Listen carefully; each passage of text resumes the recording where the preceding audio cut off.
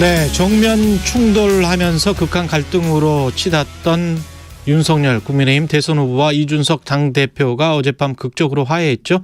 선대위 안에서 더 이상 할 수 있는 역할이 없다. 이준석 대표가 선대위원장직을 사퇴하고 나온 지 16일 말입니다. 일단 급한 불은 껐습니다.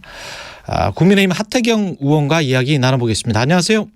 예, 안녕하세요. 하태경입니다. 예, 어제 의총 계셨었죠? 예, 쭉 있었습니다. 예, 어땠습니까?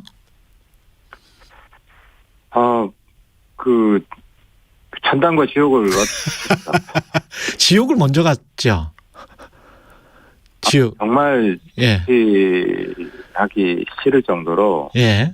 마치 과거 저희들 탄핵 예. 박 전 대통령 탄핵 때 그런 상황처럼 의원들 간에도 굉장히 긴장이 고조됐고요. 당내 이견이 굉장히 심각했죠. 추경호 의원이 잠정 사퇴를 해야 된다라는 어떤 안을 이미 제출한 상태에서 의총이 열렸던 거 아닙니까? 당대표가? 의총의 주제로 예. 대표 사퇴권을 올린 거죠. 대표 사퇴권을 올린 거죠. 네, 의총의 주제를 올린 것이고. 그리고 굉장히 큰 압박이 한동안 있었고, 그리고 이준석 대표가 이야기를 하고 그 순서가 어떻게 되죠? 그다음에 윤석열 후보랑 한 30분 정도 따로 대화를 했다고 기사에는 나와 있던데. 의총이 한 3번 열렸고요. 예. 3번인가 4번인가 아무튼 한 3-4번 열렸습니다. 예. 잠깐 쉬었다가 다시 대기하고. 그래서 오전 의총에서는 사실상 원내 지도부에서 이 대표 사퇴해야 된다. 네. 동의해달라. 찬반 토론을 하자. 이렇게 했었고. 그래서 이제 내부 찬반 토론이 있었고요. 한 20몇 분이 발언을 했고. 물론 저는 당연히 아주 강력히 반대를 하고. 반대한 이유는 딴 게 아니라 이제 후보를 위해서 예. 그렇지 않다. 예. 이러면 우리 선거 망한다. 그래서 후보를 위한 선택을 우리가 해야지. 이준석 대표가 미운 사람이 있더라도 후보를 위한 선택을 해야 된다. 예. 그런 발언을 했고. 근데 이제 오후에 다시 이제 이준석 대표를 불러가지고 이야기를 들어보고 최종 결정을 하자. 예. 이제 모두 발언 공개할 거냐 말 거냐 가지고 또 실랑이가 있었죠. 그랬죠. 그래서 이 대표가 안 왔죠. 왜냐하면 이제 모두 발언에 대한 걱정은 이 대표가 와서 또 좀 갈등을 고조시키는 갈등 조장 발언을 하지 않을까. 예. 이런 우려가 이제 다수 의원들한테 있었던 거고요.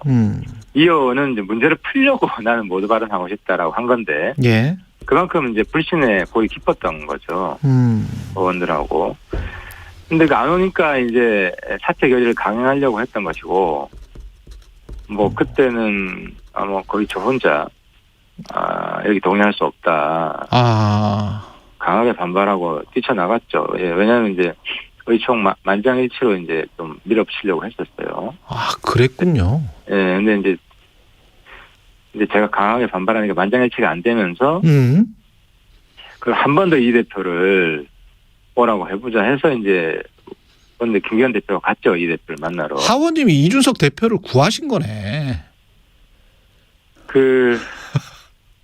아무튼 어제는 제가 천장과 지옥을 오고 갔지만 결국 해피엔딩으로 끝나서 예. 가슴이 뿌듯하기도 한데 이제 중요한 것은 예. 앞으로 이런 일이 이제 안 나와 다시는 발생 안 해야 될 거 아닙니까? 중간에 설명을 하실 때 당 대표와 후보가 30분간 따로 만났다. 그때 무슨 일이 있었는지 혹시 아세요? 이제 후보가 오게 될 때는 예. 이게 이제 사실은 서로 이제 미스커뮤니케이션이 쭉 보름 동안 있었던 건데요. 이제 이 대표가 사실 사퇴하고 반발한 거는 선거 대전략이 잘못됐다. 이대로 가면 진다. 라는 선의의 뜻이었고요. 예. 근데 이제 후보 측근들은 이 대표가 윤 후보 이제 뭐라 그러나요? 이제 사실 떨어뜨리기 위해서 사실 일부러 이러는 거 아니냐. 발언들이 좀 과한 발언들이 좀 있었잖아요. 예. 그런 것들 때문에 이 대표의 그런 본질적인 의도의 본질 이게 제대로 전달되지 못한 거죠. 제대로 전달되지 못한 것이고, 근데 이제 반전의 얘기는 딴 게 아니라 후보 측이 이제 선대위를 해체한다고 하면서 예. 사실상 2030을 우선시하는 소위 말하는 이제 선거 전략을 바꿉니다.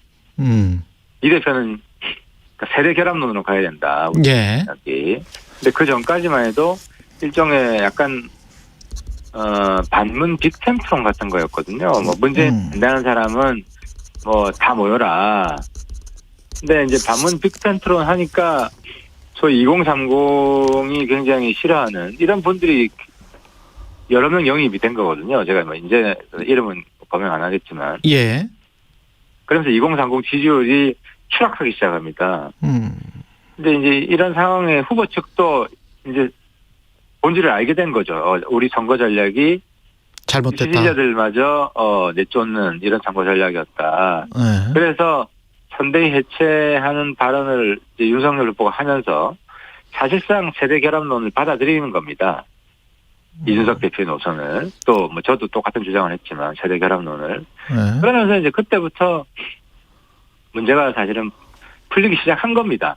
근데 이제 의원들은 여태까지 과한 발언 때문에 그래서 이제는 문제가 해결될 수 있다는 것을 확신을 못한 거고요.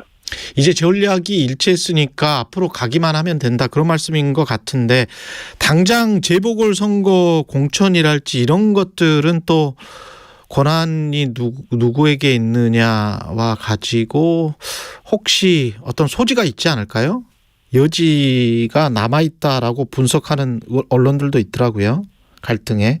이렇게 보시면 됩니다. 이제 큰 갈등, 대전략의 차이는 굉장히 중대한 갈등이잖아요. 예. 이 갈등은 해소가 됐고요.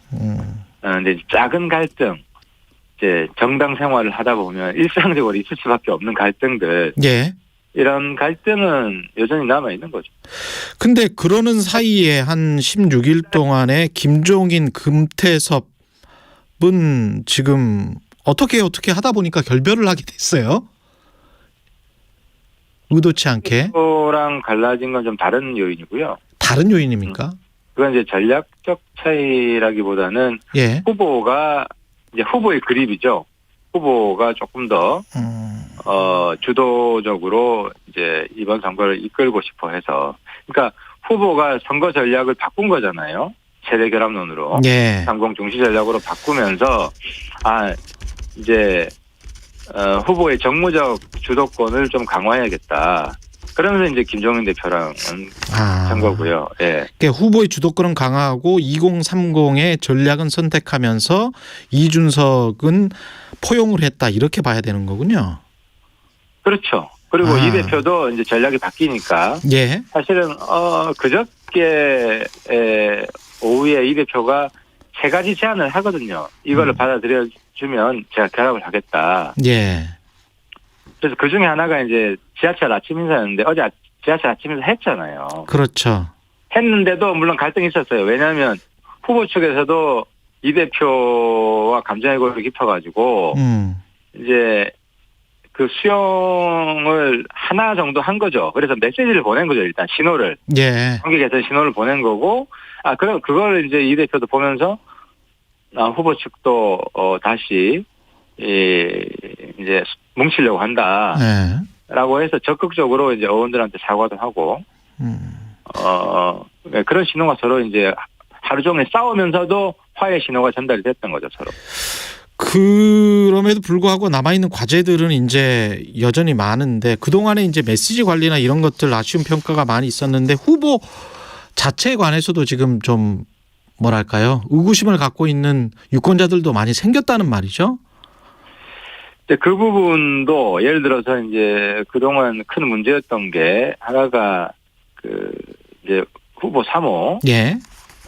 여러 가지 문제들에 대해서 이제 미온적 대응이 있었잖아요. 예. 근데 이제 그런 부분들은 후보 스스로도 그 철저한 공정의 잣대를 이제 적용하겠다라고 해서 사실상 그동안 비판되어왔던 후보가 다 수용을 한 거예요. 이 2030 청년 전략뿐만 아니라 그리고 이제 토론에 소극적이었던 것들도 이제 토론을 적극적으로 하겠다. 이제 사실상 김종인 위원장이 문제제기했던 그러니까 예. 크게 우리 선대위 두 가지인데 청년 확장과 중도 확장인데 이 대표는 청년 확장을 면을 상징을 하는 것이고 김종인 대표는 중도 확장을 상징하는 것인데 이제 김종인 대표가 문제제기했던 것도 다 수용이 됐어요. 예. 선대위 해체한다고 발표하면서 후보가 그 내용 안에 다 들어 있습니다. 들어 있기 때문에 일단 후보의 방향은 제대로 잡았다. 의지도 아주 결연하다 하는 것이고요. 이제 그 다음부터는 뭐 그렇다고 이제 내부에 아무런 문제가 없다. 제가 이런 말씀 드리는 게 아니라 예. 기존 선대위의 결정적인 문제점들은 저는 해소가 되었다라고 보는 거죠. 근데 이제 이재명 후보는 이낙연 전 대표하고 함께 이제 강화된 원팀 행보를 지금 며칠째 보이고 있는데 홍준표 의원이랄지 유승민 의원은 잠잠한 게 이거는 언제나 풀릴까요? 어떻게 전망하십니까? 그러니까 이제 그 부분도 예. 이제 제대로 선거 전략의 방향을 잡았기 때문에 그 여태까지 좀 실수한 것들을 보면 뭐 홍준표 대표나 유승민 의원 같은 경우도 후보가 잘못 가고 있다. 부정적으로 봤을 거 아닙니까? 예. 이제 제대로 가고 있는 모습을 보이면 저는 자연스럽게 지지율도 올라가고 거기에서 지지자들의 압박이 더 강해질 겁니다. 우리도 원팀이 되어라. 뭐 그렇게 되면은 순조롭게 저는 원팀이 되어갈 거라고 생각합니다. 이준석 대표가 이 원팀으로 다시 복귀한 것도 강한 어떤 의원들의 압박 그게 가장 주요했다 이렇게 판단을 해도 될까요? 아닙니다. 아까 제가 말씀드렸지만 후보가 이제 월요일 날 3대 해체 발표하고 기존의 흐름에 대해서 사과하고 예. 사실상 2030 중시 전략을 발표를 했기 때문에 그때 자기는 복귀하겠다고 결심한 거거든요. 아, 그렇군요. 예. 세 가지 제안을 한 겁니다. 세 가지 제안을 한 거고 세 가지 제안 중에 이제 어제 저녁에 두 사람이 같이 이제 손잡고 그 배달 서비스 체험하는 그걸 던진 거예요, 이 대표가. 그래서 이 대표는 뭐 이제 감정의 골이나 이런 걸 부차적이었던 문제고, 예. 대전략만 바뀌면 언제든지 같이 한다라고 했던 것이고, 그걸 어제 저녁에 갈등이 있었지만 후보는 적극 다 수용을 한 거죠. 그래서 서로 어깨동무한 겁니다. 그렇군요. 지지율은 언제나 회복될 거라고 보세요? 그동안에 까먹은 게 좀 많은데. 그렇죠. 저는 예. 어제부로 바닥을 찍었다고 보는 겁니다. 아, 그렇군요. 네, 왜냐하면 지지율 떨어진 가장 큰 원인이 2030 지지율이 확 빠졌거든요. 예. 그래서 2030 지지율이 사실 안철수 후보보다도 더 떨어졌던 거 아닙니까? 어제 여론조사 나왔던데. 예. 이제 2030 중시 전략을 어제 합의하고 공식 천명했기 때문에 저는 자연스럽게 이제 상승할 거라고 보고요. 그렇게 되면 전체 지지율도 같이 견인될 수 있을 겁니다. 근데 김종인 후보와 결별한 게 일각에서는 그런 분석도 하더라고요. 안철수 후보와의 단일화를 염두에 둔 게 아니냐. 김종인 위원장이 안철수 후보 단일화 반대하는 거 아니잖아요. 아, 그러니까 예. 그 김종인 위원장 지난번 서울시장 선거에 보면 단일화 반대 안 했잖아요. 예. 단일화에 부정적인 것처럼 보였던 이유는 잘못하면 우리 당의 후보가 단일화 경쟁에서 질 수 있다. 우리 후보가 단일화 경쟁에서 이길 수 있는 전략을 핀 거지. 정무적으로. 예. 그래서 근데 지금 우리 당내 기준은 자력으로 승리해야 된다. 지금은 자력으로 승리해야 된다. 안철수와의 단일화는 생각을 안 하고 계세요? 1순위 문제가 아니다. 1순위 문제가 아니다. 1순위 문제가 아니고 자력으로 승리해야 되고 어차피 국민들은 당선 가능성이 더 높은 사람들한테 표를 몰아주게 돼 있어요. 그런 기조로 나가야 되고 그리고 단일화는 결과적으로 윤 후보가 원래 지지율을 회복하고 안쪽에 거품이 빠지면서 예. 결과적으로 뭐 안 후보가 윤 후보를 손을 들어줄 수밖에 없는 상황 그런 상황을 만드는 게 중요하지. 다시 단일화 정무 협상에 들어가고 뭐 이런 일은 없을 거예요. 알겠습니다. 여기까지 하겠습니다. 말씀 감사합니다. 예, 감사합니다. 예, 국민의힘 하태경 의원이었습니다. 오늘